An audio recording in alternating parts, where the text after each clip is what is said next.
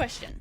If there's something that God is calling you to do, but he hasn't placed it in your hands yet, are you supposed to A, take massive action, or are you supposed to B, trust God to open the door and wait patiently and rest until he does? Is faith supposed to drive action or rest? There's people who don't understand the rules of literature, and therefore they'll say that the Bible has contradictions because they don't understand the book of Proverbs. Different literary styles have different ways of teaching.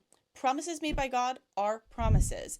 Historical records are true stories. But Proverbs is something called wisdom literature, which teaches principles. And it doesn't just teach us what to do, it teaches us when to do it. So you'll often see these principles coupled together side by side with opposites.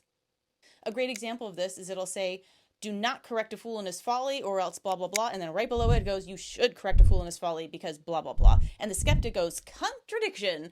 But the scholar goes, wisdom literature is teaching us how to think. It's telling us that both of these principles can be true, and wisdom is knowing when to apply which at what time. So people will often take a really strong stance on one side or the other about the question that I posed in the beginning. Some will say that faith should drive incredible action because if you truly believed, you would march forward.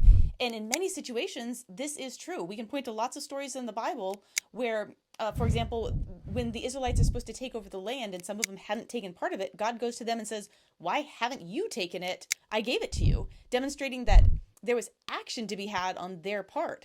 But there's also a lot of stories and precedents about relaxing and resting and trusting God to do the heavy lifting and open the doors. It's not one way or the other. It is asking the Holy Spirit to help you discern which of these two principles you need to apply in your current situation.